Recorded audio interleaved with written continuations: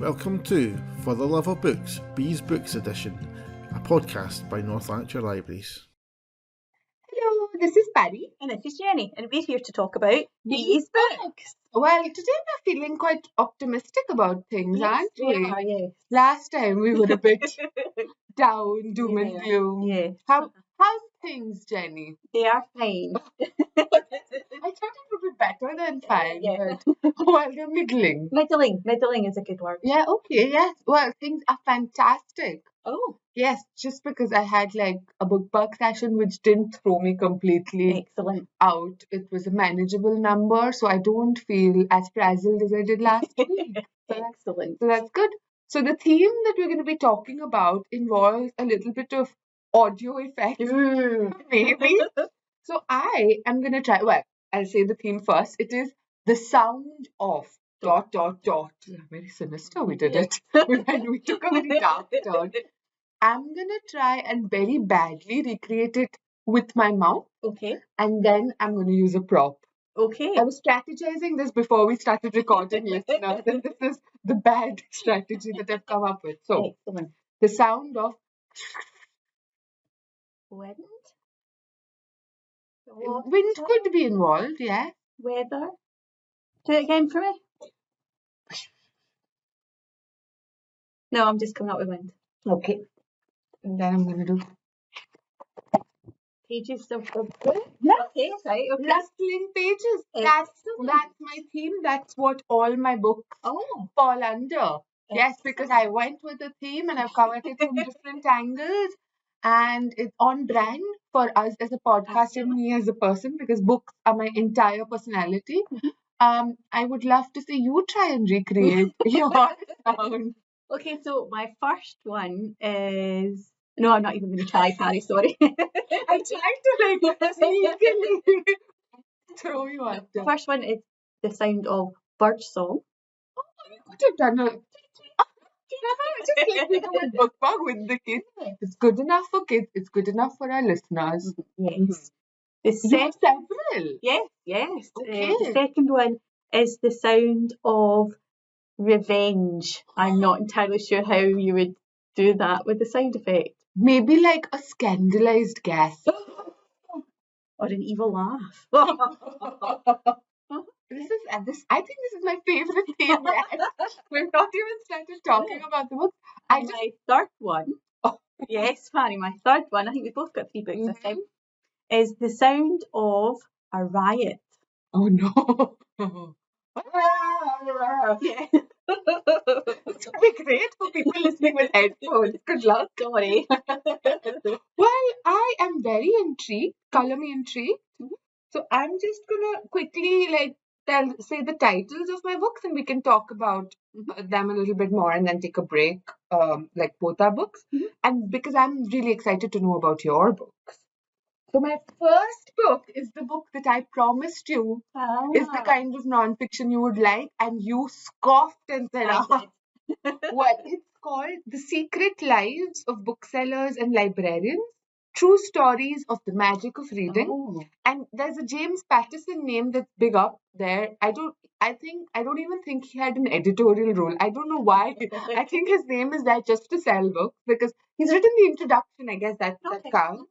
And Matt Eversman, I have no idea what he's done. He doesn't show up in the book unless he's a bookseller, but it's just a series of essays from booksellers and librarians. I like the fact it's from librarians as well. There's quite a few books out there at the moment about bookshop owners, booksellers, that kind of thing, which are all great. But it's maybe nice to have a wee librarian's voice in there as well. Absolutely, and you're going to like it even more when I'm going to show you inside, because it's super accessible. It's just like 4 pages, maybe 5 pages each, and it's from a range of experiences, mostly the US and Canada, but the kinds of stuff they talk about is, I think, sort of applicable to us as well. My second book is Just Saying, My Life in Words by Mallory Blackman, who is a young adult author in the UK, and I think she writes children's books as well, so children's books and young adult books. I've not read a lot of her work. I love this memoir. Very good. Also super accessible for people who are not into non-fiction. And my third book is fiction, finally. And it's called Can't Spell Treason Without Tea Okay, why have by I not Rebecca seen Thorne. this book before? Well, this is a Glasgow book, but the way I found out about it is because someone in Coachbridge borrowed it, and I loved the title. With a very pretty cover.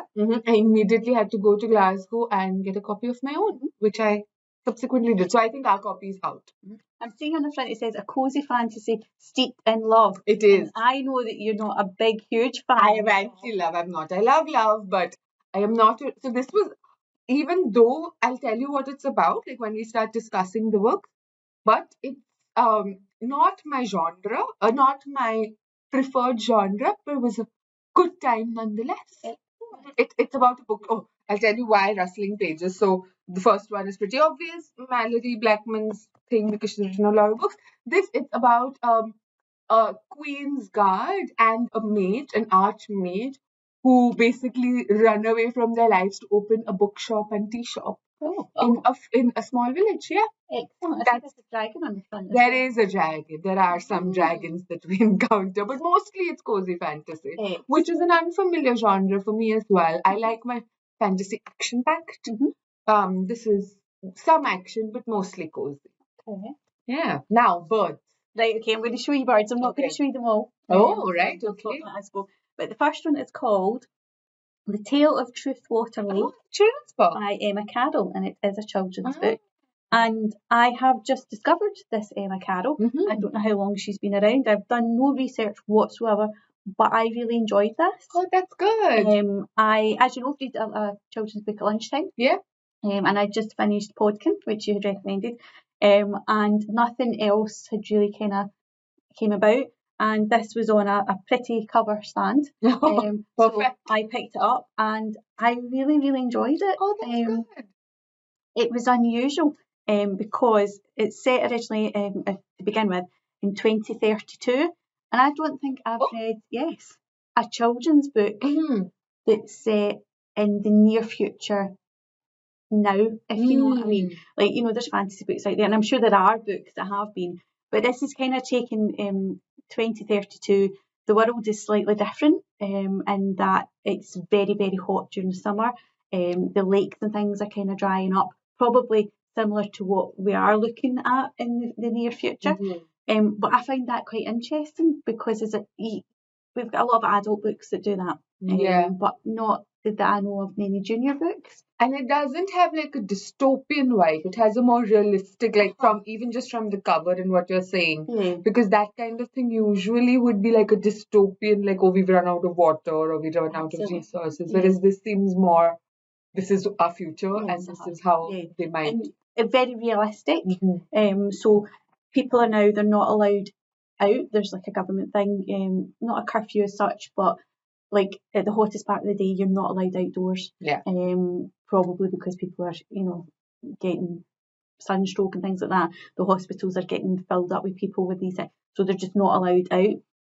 And our main character, Polly, it's the summer holidays, and of course, what you want to do in summer holidays, you want to be out and about on your bike and, you know, with your friends, but they're not allowed out at certain points in the day, and it's just too hot. And obviously, in this country, which is where it's set, even in the near future, I doubt we'll have the proper infrastructure to help. You know, we won't have the things that they have in countries that are already hot. And I'm trying to think of the word, Pari, help me out here. Big things that take away hot air, firing cold air. Air conditioners? Yes, thank you very much. I could not think what that was called. No, we don't have things like that. Right, in this country. And it's still like near enough that maybe a social overhaul hasn't happened in terms of technology.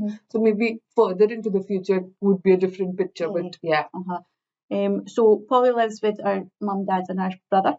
My brother's slightly older, and she likes to swim.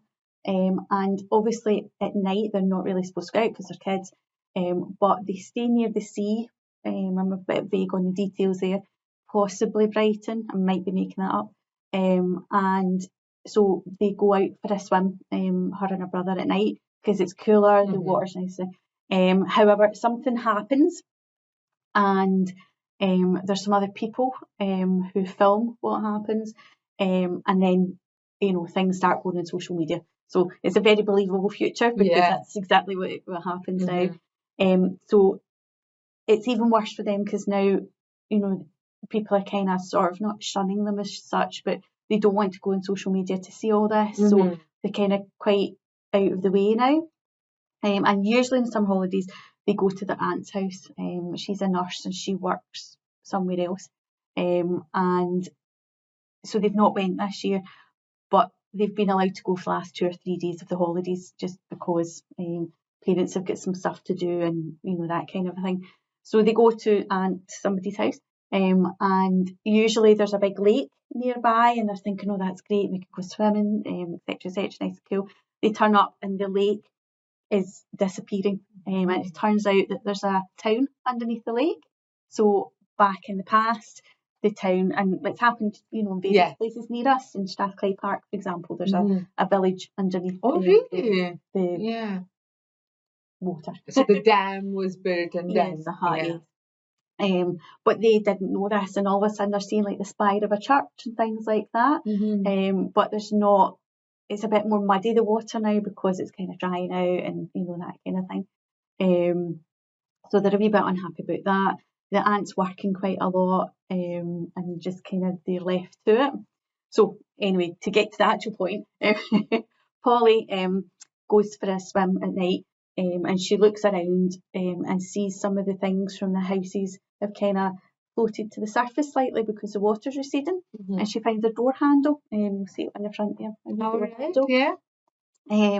And she puts it in her pocket and then she dives into the water. And this is where the bird song comes in. So she's diving down the water. She feels in her pocket, the door handle turns, and then she hears bird song, which she shouldn't be able to hear underwater because she's trying to dive down to see what. Unless she's too far down, like hallucinations.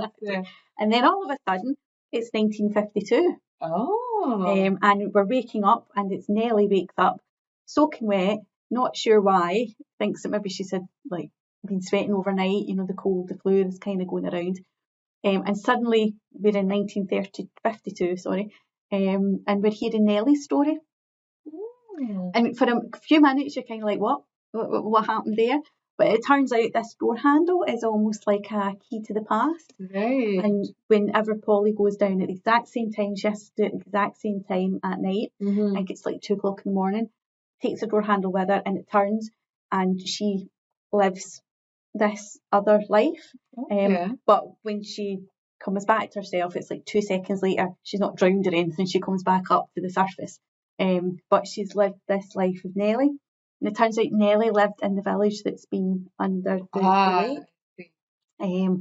And her story is that she wants to be a professional swimmer. Around about that time, there's people swimming across the channel and things like that for the first time. And she kind of wants to be the first kid to do that. So we're kind of finding her story. But also at the same time, they've just been told the village is getting swamped and they have to move house.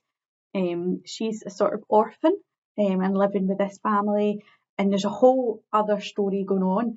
And it was just a really clever way the author kind of drew you in. So we've got Polly's story, and you're like, right, I want to know what happens next. And then immediately you're like, no, I need to know what's happening with Nellie. And then all of a sudden we're back at Polly and we're like, all right, okay, but no, I can't, you know, that kind of a way. And it was really, really good. It is a children's book. It is a red sticker, so it's a junior fiction. But I think adults would enjoy this as well, as a wee kind of toe dip into, not, I wouldn't say fantasy as such, but slightly different genre. Because it's not dystopian futureness, it's not fantasy or anything like that. It's more like the kind of Lion, Witch and Wardrobe kind of story, if you know what I mean. So when I was studying children's literature, one of the books that we read was Tom's Midnight Garden, which is like, so the genre they call it, some scholars call it, is time slip. So and that's what this sounds like. So it's still realistic in both eras. It's just that one fantasy element that's taking you through. So Tom's Midnight Garden was a grandfather clock. And I think Jacqueline Wilson has written one as well, which is through diaries or something. So it goes in Victorian England and current. And I love that. Like, you say that it's for adults as well. And you know, like, both of us we have no sort of we're not embarrassed reading children's books and things. But I also love that authors are taking their child readers so seriously. Absolutely. Right? Like they're not pandering to them. They're No. not thinking that, oh, the kids can't handle it. They're experimenting with like different kinds of formats, with different kinds of stories, and making it engaging, but also like some adults might not be able to like handle No. it, not handle it. I mean, did not be into this kind of weirdness, whereas I think children's books have more room Yeah. for the weird. Yeah, and it was great because like that it does kind of touch on themes that are current to us. You know, social media getting out of hand. Yeah. You know, this kind of you have no privacy, all that kind of stuff. But also looking at back in 1952, you know, it's not that long after the war. People are still kind of recovering, and then somebody basically comes in and says, "We're taking over your village. You need to move house." You know, how do you react to that? Yeah. Her friend, her best friend, who's staying with her just now, because she's had the bad influenza that was going around as well. She's recovering. He gets sent to the country, and that's why she's there. Yeah. She's going to have to go back to London. She doesn't want to go. There's a posh friend who is the original one that gets kind of told that he's swimming the channel, and they kind of swap places, and it's quite good. You know, there's a lot in it. Yeah. For a young person's book, but not told, as you say, in a children's way, if you see what I mean. Yeah, it's not like a moral story or like like, oh, kids can't understand like complicated, complex, nuanced topics. No, exactly. So you can like balance, and maybe children won't get everything. No. But adults as well. Like when we're reading books, sometimes we don't get everything, especially if we're reading like different contexts and stuff, and revisit it. And it's okay. It's okay if you don't get everything. You might get something different. Exactly. And it does have a great end. I must admit, it does tie everything up. Yeah. Which I like. I do like her. Oh, I would recommend Tom's Midnight Garden to you. Then. I've never read it actually. Yeah, so it's it's a classic now because it was written actually in the 1950s, I think, and he travels back to the past, and that had a nice ending. It was lovely, very gentle storytelling, but really good as well. I think I wrote an essay for it, which is why I know so much about it. Well, I definitely would recommend this author. She has a lot on our shelves, so you've opened my world up. Another couple sitting for my lunchtime. Fantastic. Well, that's a good segue, I think, into Mallory Blackman's work. So she's, I think, most popular for her Noughts and Crosses series. I think there's like 4 books or something, but she's written like a ton of books. Noughts and Crosses wasn't even like one of her first books. It was well into, and I think she's now 50 or 60, and the publisher or editor just said that, would you want to write a memoir? And she's like, no.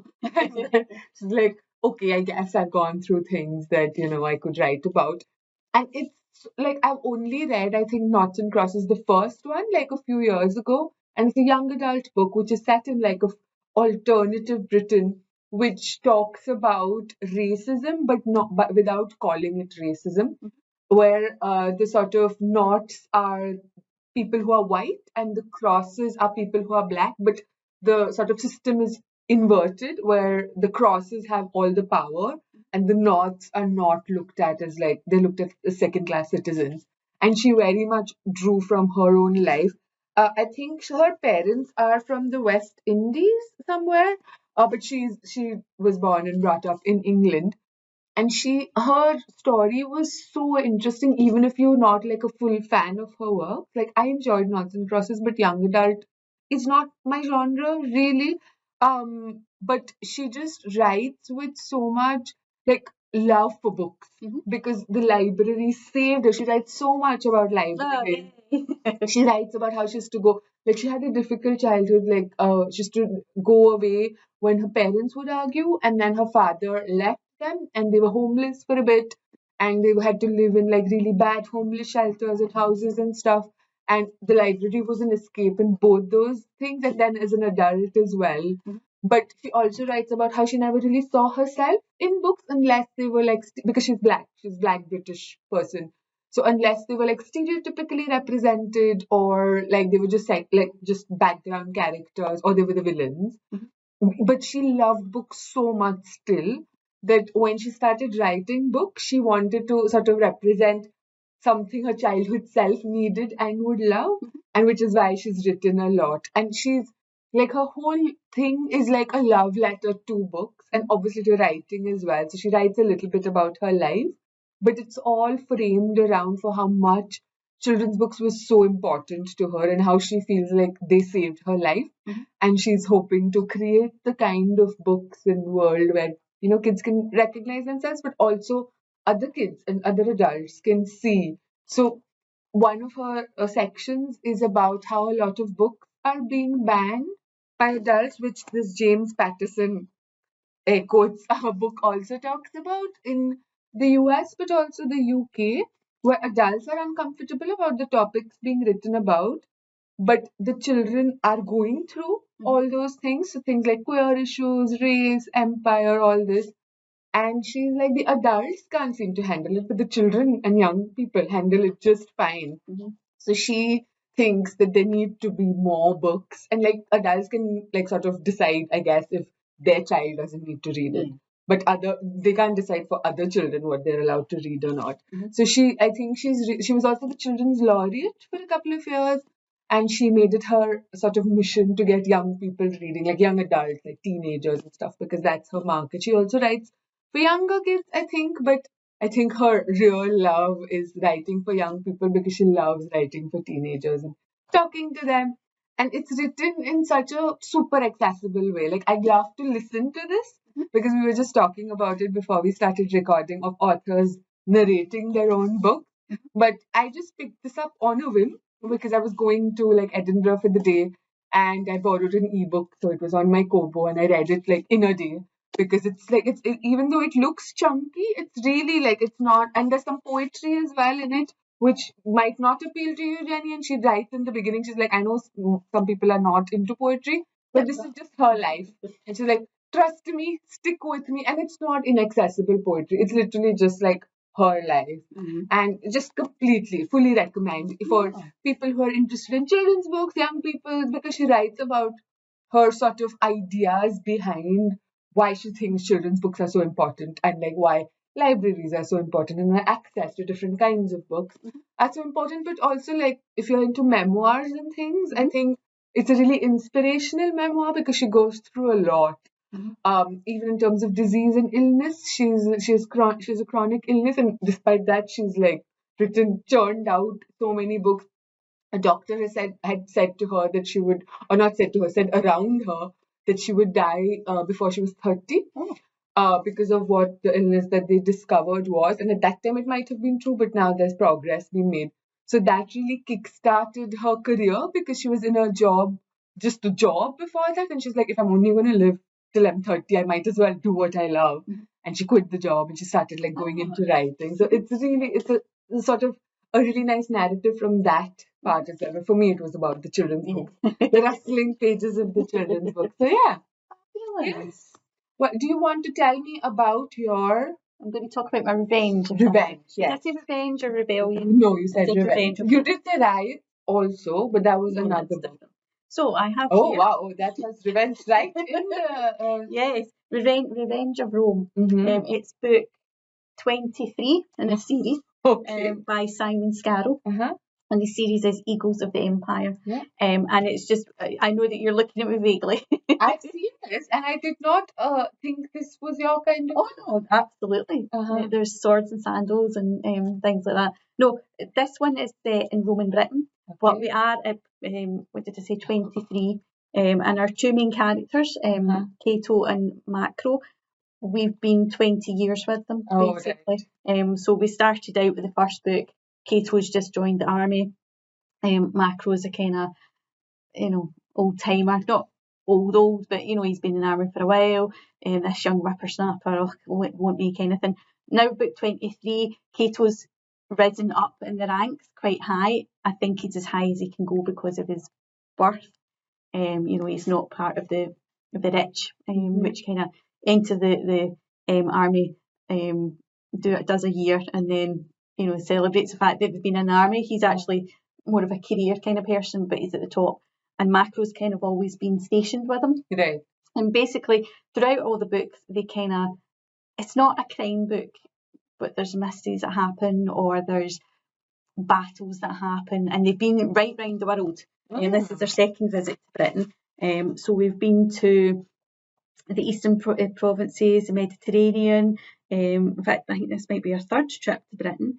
To Spain, all sorts of places. That they've kind of went with the army and did things. Yeah. And Simon Scarrow always does immaculate research. So although most of the characters in these are just made up, the circumstances are kind of what happened. So this third, possibly fourth time in Britain, Boadicea or Boudica, however you want to pronounce it, is at her height. Basically, many people might know the stories, but her daughters were mistreated by the Romans. She's inherited the head of this tribe and basically wants to kick out the Romans, who you can look at it both ways, just want to kind of improve everybody's living conditions. They're bringing, as we know, straight roads and indoor plumbing and all this kind of stuff. But the tribes in Britain want to live how they've lived. It just kind of shows you that this has been a thing forever and a day. That people always think that they're bringing enhancements and that, and not everybody wants that. But our two main characters have had interactions with I'm going to call her Boadicea through the other books, and that was before she was at her height. So she was just like a woman who was a strong red-headed woman and was not on Rome's side, but helped them out to do something against somebody else. But now she's totally anti-Rome, and basically they've been told to go in and basically kill all the tribe, bring her head back to Rome, and that's it. And our characters, who are good guys, have different thoughts on how they should be going about that. Cato especially, knows that Rome is here and, he has a job to do, but at the same time sees that job in a wibbly wobbly way. He's not reading his instructions as you must do this, this and this. He's reading the overall thing and going, right, we need to, this uprising, we need to kind of cut it down. How can I go about that and keep people on our side? Because obviously if we're here and we're staying here, we need these people to work with us. Otherwise this is just going to go on forever. And it's all about that. And I was so looking forward to this book because yes, it's number 23 in a series which might go forever. Although the end of this does kind of end slightly differently. But it's all the other characters as well. So through time, Cato has found himself a wife, and then that didn't turn out very well. And now has another kind of love interest, who also might not turn out well for other reasons. I'm not going to spoil it for anybody. Macro has a wife and a mother who had went to Britain many years ago and opened an inn, and that was destroyed in some of the uprising and all this kind of stuff. So there's loads in it, and I can see you're still looking at me like I didn't think this was your kind of book, Jenny, at all. I think actually you've spoken about one of the books and with Boudica as well, because when you were describing their relationship, like the sort of two soldiers and their sort of, I think that one was earlier on in the series. So I was like, no, this makes perfect sense. The reason I chose it was because of the revenge. So it's basically like she's decided, she's been mistreated, etc., and she wants revenge. And basically she is now like, I'm just killing them all. I'm getting this army behind me. Fair enough. They're on this kind of island in the marshes, so it's quite defensible. Cato, who's very clever, and the reason he's kind of risen in the ranks is because he does think of things. I think thinking back to the first book, he's maybe, because he was like a son of a slave, who might have been a scribe, so he kind of had an education that other people might not have, and he can kind of think outside the box. And there's a bit where he decides they have to get like their siege weapons and things, but closer, but because of the marshes, there's not an obvious way. He thinks outside the box and decides to do something a bit radical, but works. And it's just really, really good. And all his books, you feel as if you're there, even when it's not set in Britain. It's set in Spain or wherever, and even when some of the books are actually in Rome itself, and you're finding out about all the horrible Roman Empire emperors, and at the moment it's Nero, I think is the emperor. Yes, yeah. I mean, everybody kind of has vague knowledge, of my knowledge is all through Rick Riordan. Right, yes, fair enough, yes. Because Roman Empire and things is a big thing here, but not so much in India. We had our own British Empire to contend with. But I would love to read it for the historical kind of, like, obviously it's not true, but it's such a moderate way to learn about the things. And then, you can maybe, if you're interested in that kind of vibe, you can read non-fiction or something else. I think that's the thing, you're learning without knowing that you're learning. And although the characters in that are not real, the circumstances are real. Yeah. So, the uprising was real. Yeah. Her family getting, mistreated by, that all those are true. Yes. Just perhaps not exactly what happened. But they're great books. And I absolutely love them. So yes, Sound of Revenge. Yeah, which was what we decided. Yeah, we're sticking with Revenge. Okay. No, I forgot what a sound effect we made for it. Oh, gasp! We made a scandal. Yes.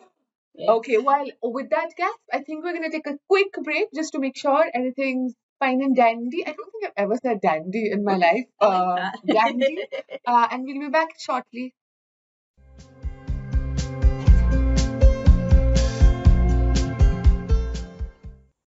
Hello, we are back. We are indeed. And I'm going to quickly talk about the not James Patterson one. I mean, it is the James Patterson one, but it's because I don't have anything like, I just loved the book in terms of the framing of it, because it's just a series of essays which are from literally booksellers and librarians from the US and the UK and and the writer, because she has a bookshop now. She's opened a bookshop.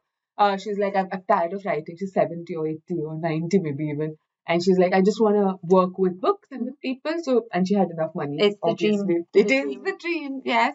But I think librarianship is such a nicer dream for me because it's free. It's like, the people, like, obviously bookshops, you want to curate it in a certain way and have a certain kind of vibe and a certain kind of clientele and things. But also it seems really hard work to like balance the books and stuff, which a lot of them are. And this was written in after like the lockdowns and stuff. So they were still struggling, with that. But a lot of them are independent bookshops or the arms of like bookshops that started off as independent and are now Barnes and Nobles, I think, is one which has like a lot of different things in the US at least.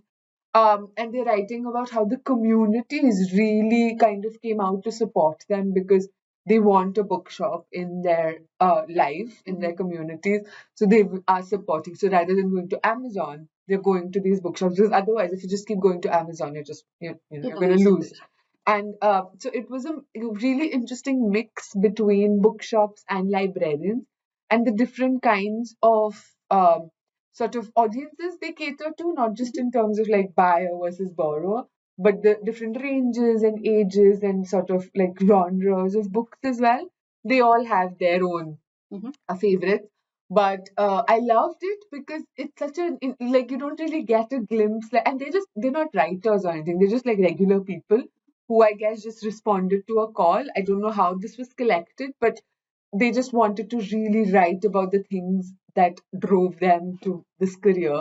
And most of them are, not all, but most of them are book people. Like they love books. This is why they've come to a career that doesn't pay well, that is precarious, that is not like solid and certain, but they want to sort of share the joy and thing of books because it was so important. Like Mallory Blackman spoke about how important books were for her. And I'm sure a lot of people in the libraries here in North Lanarkshire had some connection with books that drove us here.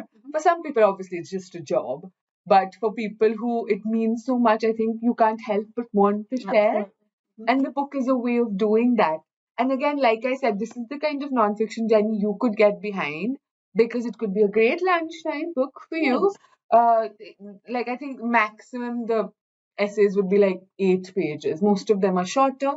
And it's just like a conversation with somebody, they're just writing about things that are important to them, but they're all related to books. Some of it gets a bit uncomfortable in terms, not uncomfortable, but like because they're writing in the sort of era that it is now in the US, where even now it's become so much worse in terms of book bannings and librarians being threatened with either being fired or even being arrested for like corrupting the youth. And we see, I was just reading an article today actually in the UK where there's some research that's being done where, so this is not just a US problem, the US kind of is influencing a little bit in the UK, where they're trying to say that certain books around certain themes shouldn't be available for public consumption, which, they write about why this is not, it shouldn't be the case. And they write really passionately about it because they believe in like freedom of knowledge. And they all have different viewpoints as well. So it's not because it's a collection of people. They come from so many different backgrounds, right? So some people, but they all believe in access to knowledge and access to information. And they might have different ways of going around it, but either through bookshops or through libraries, they just want to like talk about why it is so important to read and to build communities around reading. So fully recommend this book. I think this, so like it was on our non-fiction shelf a couple of weeks ago. This is from us, but we have a paperback copy. And as soon the first day it came, and I think the second day it was gone because I think people are curious, like especially people who use bookshops and libraries as customers, as patrons, have this idea about what kind of job it is, and books like this, and like you were saying, all these bookshop books, they give you a better understanding, of it, which is not always like sitting around reading a book forever. Like we wish, no, I don't think we wish that was our job. We still like to interact. We do, yeah. I mean, I think some people would wish that this was their job. But yeah, so it's like a range of different people and just like super accessible. Again, this is a book that I think would do so well in audiobook, but even as a book.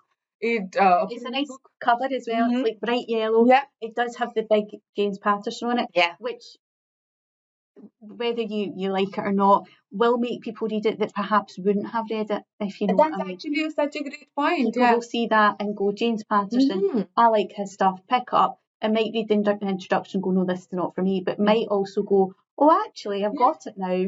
I'll have a wee, because James Patterson does put his name to a lot of different books. Yeah. Including Mm. children's, like we have a whole shelf. He's a well-known name. That's right. So it might get people to read it who wouldn't have read it before. So that's. But he's also totally put his money where his mouth is, because he's donated so much money to bookshops and libraries in the US, because he obviously believes so strongly, and he says it in the introduction, that I think access to books is one of the most fundamental human rights that should exist, because it's not because of what it does. I mean, of course, because of what it does. It provides you so many things, entertainment, escape, ideas. But what it can do as well, like for a lot of people in this book, in Mallory Blackman's book, that, and like our lives, what we've encountered as children, or maybe as when we were younger, has opened up our lives so much. So, and they write so much about that. Now, these were both quite fun but serious books. I'm taking it your third book is not quite as serious. It is not at all. No. What did we call it? A cozy fantasy? It is. I did not call it a cozy fantasy. Steeped in love. So, I'm going to read the back. Rhaena had earned a position of power beside a vindictive queen, and like Chiante, very real consequences would find her if she abandoned that post. So that's how it starts. Those consequences don't seem to matter now. And Rhaena held her gaze steady. Ask me again, Ki. So this is from the book. And so basically, it starts off with her being like she's guarding this queen, this vindictive queen. And there's an assassin who comes into this party. So this party is being thrown for this archmage, who is like the mage of the whole world, so not just her queendom. And Rhaena is almost dead. She's the bodyguard. She almost dies because the assassin, or his partner, tries to get her, and the queen doesn't care. So Reina is like, I have given my entire life. My mom has literally given her life. Like she was killed trying guarding her mom. So it's like a generational, I guess, inherited career. Oh, it's not one I would want to Yeah, see. no. And she has her secret girlfriend, Chiante, who is the archmage. So she is the mage. She's like the most powerful. So it's a different kingdom that they come from. Chiante, it's a guild of magicians, and all of this doesn't matter at all. I'm like giving you backstory. It doesn't matter because that's not what the book is about. Like usually, what a fantasy book would be about all this, right? The conflicts between like the different kingdoms and the politics and the social stuff. No, this is just like background information for the characters, and they've been like secretly dating for the last couple of years. And Chiante has like too much responsibility. She's just a young girl who wants to enjoy life, but every time there's like a unicorn rampage which happens in one of the things, they're very Unicorns they, rampage? apparently yes, she's like they're horrible. She's called on, and there's the stone of seeing that basically imbues her with power, and the only way that another person inherits is if she dies. So that's how she inherited it. And the person died conveniently. But she's like, it's too much responsibility for her. She just wants a nice, cozy bookshop in her village. And she's, you know, how you have like these conversations. Like, I have a running one with my friends about a commune in like a village where we all live together. So hers has always been like a bookshop where I can build a sense of community because she's always traveling around and she just wants to settle down, put down roots.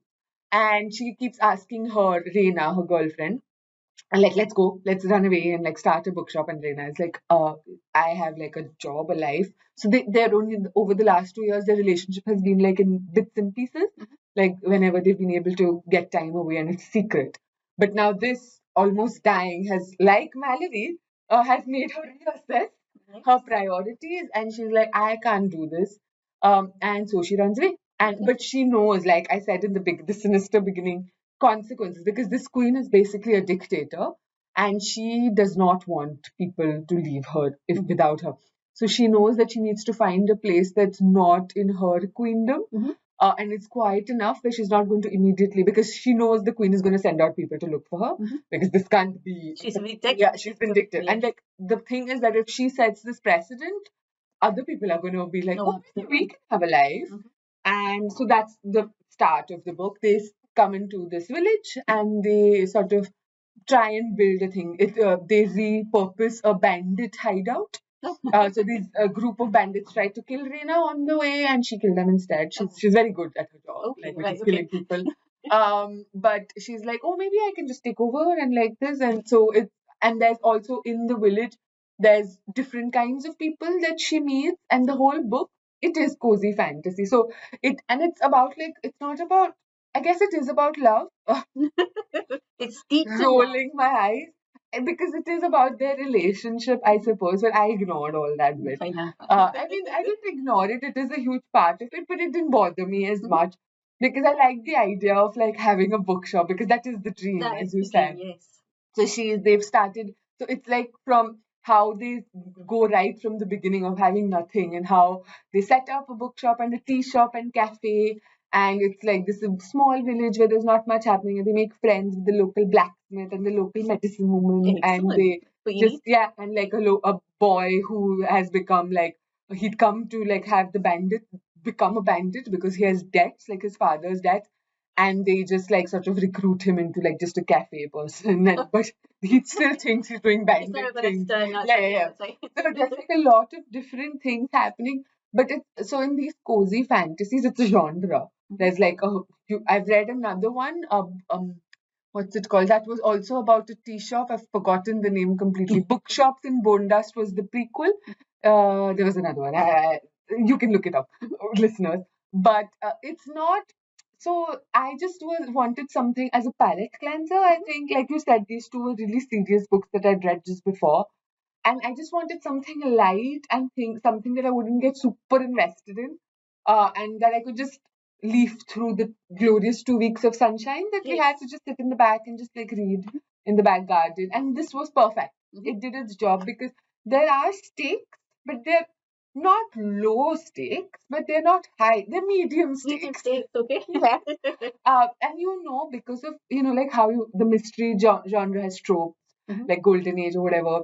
or crime has tropes, and like whatever cozy fantasy. Even though I'm not super like I've not read a lot, I know it has tropes in that it's not going to end with death and disaster. It's not a George R.R. Martin. Things. So things are happening, but it's mostly about like found family is like a trope that all these bunch of oddballs find each other and they become a community and family.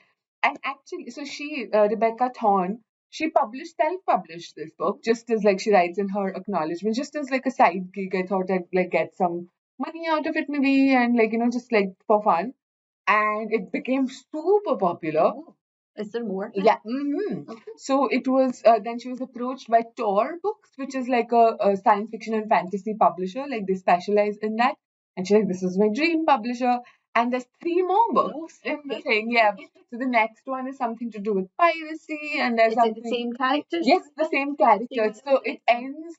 So the dragons. There's like a kind of dragon related mystery, but again, it's not a mystery that you're gonna go get super invested in.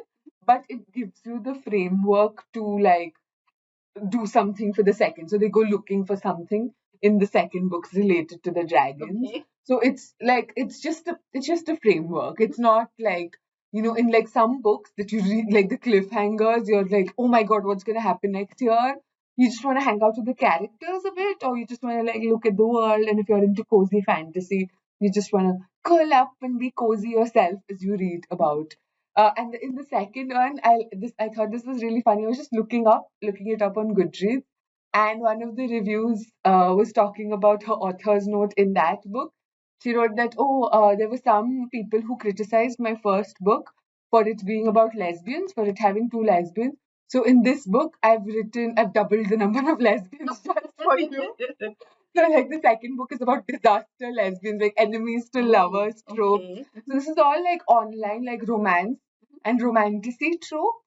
But romantasy as a genre is still very high stakes. Like there's still like a lot of political, cultural, social stuff going on. Whereas here it's like very chilled out romantasy. And there was not that much. I mean, I guess there was a little bit of romance, but I ignored it. I quite like the idea that because crime has already done that. Crime has already done like the serious, like crime, and then the kind of cozy crime, and then the kind of all different. I like that fantasy. You can do that as well. Yeah. So fantasy's your thing. Yeah. You exactly. can dip your toe into something like that you can sit on a sunny afternoon and not need the next book immediately. Yeah. Whereas if you wanted to in the same genre, you can go, right, I want to sit for the next 6 months. Yeah. Totally in a different world. I like that. Yeah, and I think this would appeal to both those kinds of people who are not as like skeptical about love stories as I am. I think I would still read the second, maybe the series. Just again, it's like well, there's pirates. Yeah, I need to know about pirates. So. And it's not so serious, like it's like it's not a perfect book, and she writes that as well. Like, she knows it's not, but she's having fun with it. The characters are having fun. It's just a fun. You don't all want it to be like, oh my god, I want the next book, like you say, or I'm super invested in these people. Here, the love story already exists. There's a secret other love story that's happening. Like again, there are like these rival factions, rival leaders in this village. And they keep like grumbling against each other, but then they're like, oh, we know what's going on. So it's very cute in that way. It's a bit rom-comish, which I actually love rom-com. Yep.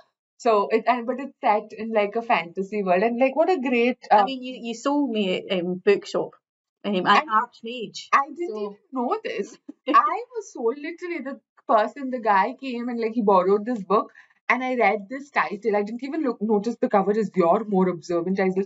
Can't spell treason without T. Just the title. I was like, this is a fantastic. And I think all the titles are similarly absurd and silly. So that's what we want. Yes, I think you'd actually enjoy this book as well. Yes. Yeah, like good palate cleanser. Well, I was going to talk about my book, but I feel as if I need to talk about it more than the time we have left. Oh, right. Okay. So I'm going to be sneaky, and I'm going to keep my riot until next episode. Very much looking forward to making right noises again.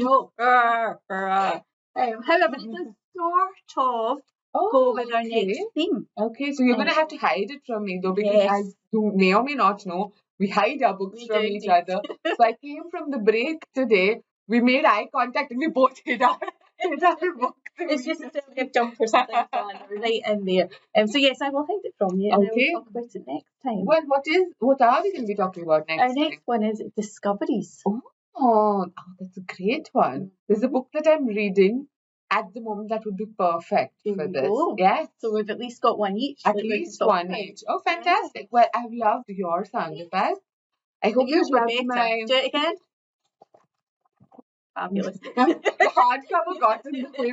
My paperback was a bit better, but it was much better than my trying to recreate it with my mouth. Yes. It sounded like wind and waterfall. Yes. Well, discoveries. Maybe this needs to be a new segment. We just make sound effects. That's the one. It's the book about sort of Yes. influence on me because I make so Absolutely. many sound effects with the kids. Adults don't have as many sound effects in their lives. No, there should be more. There should. Maybe we are going to make it a thing. Yes, more sound effects and more dancing. Oh, yes. The world would be a better place. That's true. Would be perfect for podcast medium as well. Burst out into that. Well, we'll see you again next time where we rack our brains to think about what discovery sounds like. See you next time. Bye.